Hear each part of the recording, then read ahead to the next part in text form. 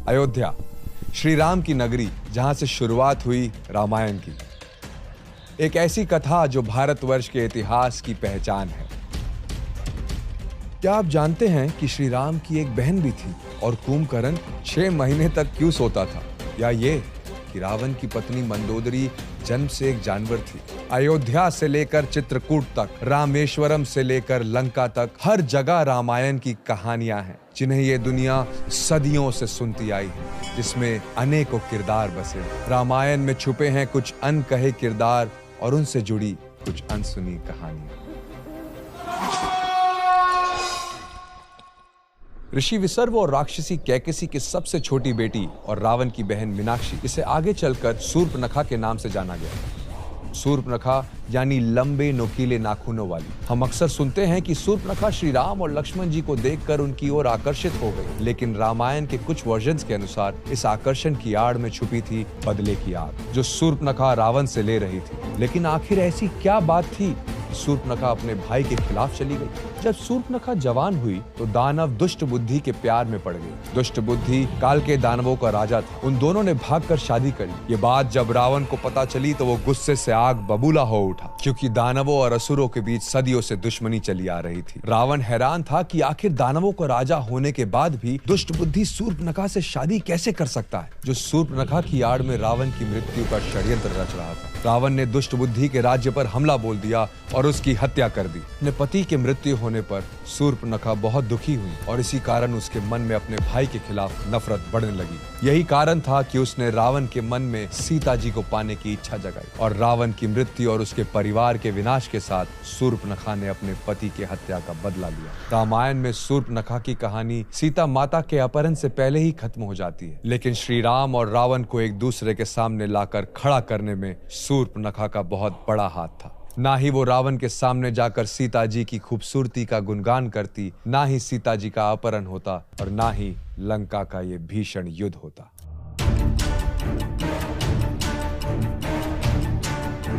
रामायण का एक ऐसा राक्षस जो 6 महीने लगातार सोता था और फिर उठने के बाद 6 महीने लगातार खाता था, रावण का छोटा भाई कुंभकर्ण। लेकिन क्या आप जानते हैं कि कुंभकर्ण लगातार 6 महीने तक सोता क्यों रहता था? इसका कारण था एक श्राप।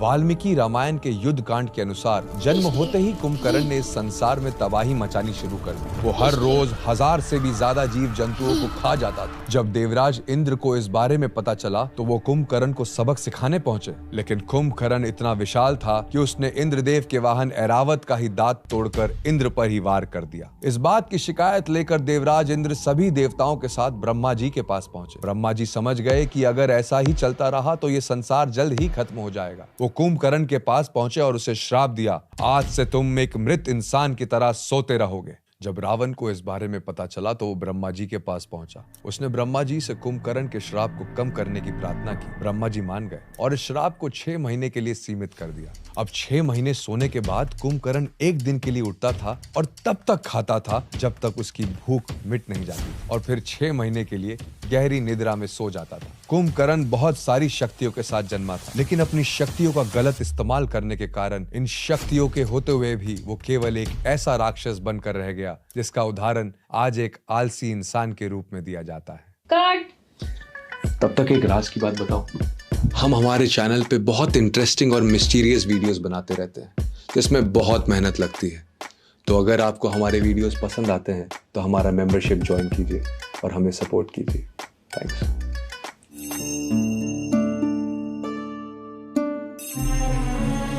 रावण की पत्नी और लंका की महारानी मंदोदरी, जिनका जन्म एक मेंढकी के रूप में हुआ था। रामायण के उत्तर कांड के अनुसार मंदोदरी असुरों के राजा मायासुर और देवलोक की अप्सरा हेमा की बेटी थी। लेकिन उड़िया धर्म पुराण के अनुसार मंदोदरी जन्म से कोई कन्या नहीं बल्कि एक मेंढक थी। एक बार मंदार और उदर नाम के 2 ऋषि जो दूध पीने वाले थे, उसको एक सांप ने जहरीला बना दिया। ऋषि मुनियों को मृत्यु से बचाने के लिए एक मेंढकी ने उनके दूध में छलांग लगा दी। उन दोनों ने बिना इस बात को समझे उस मेंढकी को श्राप दे दिया और वो एक सुंदर कन्या में बदल गई, जिसे वेंगवती का नाम दिया गया। वेंगवती की खूबसूरती के चर्चे चारों ओर फैल गए और उसे पाने के लिए किष्किंधा के राजा वाली और लंकापति रावण में युद्ध हुआ। दोनों ने वेंगवती को अपने पूरे बल के साथ अपनी ओर खींचना शुरू किया। रावण और बाली दोनों महाशक्तिशाली थे, तो अब आप ही सोचिए कि उनका बल कितना ज्यादा होगा। और इस खींचतान में वेंगवती का कोमल शरीर बीच से चीर गया और उसके शरीर के 2 टुकड़े हो गए। तब यमराज और वायुदेव ने मिलकर उनके शरीर को फिर से जोड़ा और फिर ऋषि मंदार और ऊदर के नाम को मिलाकर उनका नाम पड़ा मंदोदरी। हमारे पुराणों में मंदोदरी को 5 कन्या में से एक माना जाता है। 5 कन्या द्रौपदी, कुंती, अहिल्या, मंदोदरी और तारा,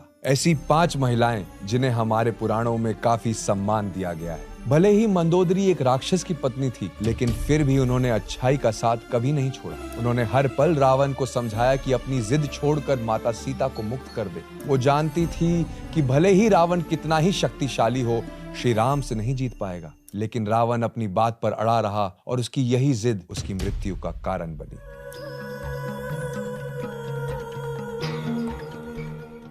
पूरा संसार श्री राम को राजा दशरथ के बड़े बेटे के रूप में जानता है, लेकिन श्री राम से भी पहले राजा दशरथ की एक बेटी थी जिनका नाम रामायण में लिया तो गया है, लेकिन उनके बारे में ज्यादा लोग नहीं जानते। राजा दशरथ और माता कौशल्या की पहली पुत्री और श्री राम की बड़ी बहन शांता, लेकिन उनका नाम रामायण में इतना महत्वपूर्ण होने के बाद भी गुम क्यों हो गया?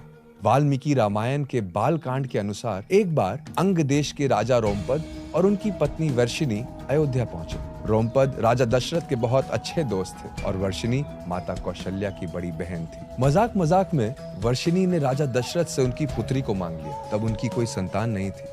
राजा दशरथ उनका ये दुख समझते थे और इसीलिए उन्होंने ये बात स्वीकार कर शांता को गोद देने का वचन दे दिया। अब क्योंकि रघुकुल रीत सदा चली आए, प्राण जाए पर वचन न जाए, तो राजा दशरथ ने अपनी प्राण से प्यारी बेटी शांता को राजा रोमपद को सौंप दिया। राजा रोमपद शांता से बहुत प्यार करते थे। एक बार शांता से बात करने में वो इतना खो गए कि उन्होंने द्वार पर आए एक ब्राह्मण को नजरअंदाज कर दिया। वो ब्राह्मण इंद्रदेव के भक्त थे। उनके इस अपमान से इंद्रदेव बहुत क्रोधित हुए और उन्होंने रोमपद को सजा देने का फैसला किया। कुछ समय बाद अंग देश में भयंकर अकाल पड़ा। अकाल से उबरने के लिए और इंद्रदेव को मनाने के लिए राजा रोमपद ने ऋषि श्रृंगी को यज्ञ के लिए बुलाया। यज्ञ के बाद अंग देश में अकाल समाप्त हुआ। सबने इस बात के लिए ऋषि श्रृंगी का आभार माना और उन्हें सम्मानित करने के लिए शांता का विवाह उनके साथ करा दिया। आगे चलकर इन्हीं ऋषि द्वारा किए गए यज्ञ से श्री राम, लक्ष्मण, भरत और शत्रुघ्न का जन्म हुआ। देवी शांता का जन्म हुआ तो रघुकुल में था, लेकिन राजा रोमपद के गोद लेने के बाद उनका ये महत्वपूर्ण स्थान रामायण के बाल कांड तक ही सीमित रह गया।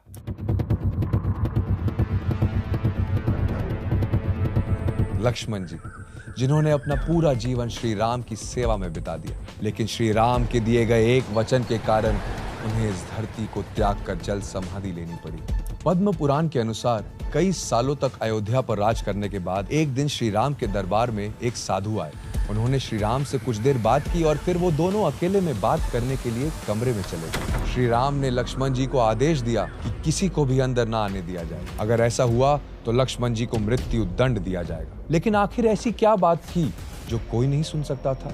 दरअसल ये साधु कोई मामूली ऋषि नहीं थे, बल्कि स्वयं यमराज थे, जो श्री राम को ये याद दिलाने आए थे कि अब इस धरती पर उनका कार्य पूरा हो गया है और अब उनके वैकुंठ लौटने का समय आ गया है। लेकिन यमराज ने श्री राम से ये वचन लिया था कि उनके बीच हो रही बात को कोई और ना सुने। इसी दौरान ऋषि दुर्वासा वहां पधारे। दुर्वासा ऋषि के भयंकर क्रोध के कारण बड़े बड़े देवता भी उनसे डरते थे, लेकिन श्री राम की आज्ञा का पालन करते हुए लक्ष्मण जी ने उन्हें भी दरवाजे पर ही रोक लिया। ऋषि दुर्वासा बहुत क्रोधित हो गए। उन्होंने चेतावनी दी कि इस अपमान के बदले वो श्री राम को श्राप दे सकते हैं। लक्ष्मण जी, जो अपने भाई से अनंत प्रेम करते थे, ये बात सुनकर घबरा गए। श्री राम को इस श्राप से बचाने के लिए उन्होंने खुद का त्याग करना सही समझा और कमरे के अंदर चले गए। लक्ष्मण जी को यूं अचानक देखकर श्री राम सारी बात समझ गए, लेकिन उनका वचन टूट गया। यमराज ने श्री राम से कहा कि लक्ष्मण जी को देश निकाला दिया जाए, क्योंकि श्री राम से दूर रहना उनके लिए किसी मृत्यु दंड से कम नहीं था।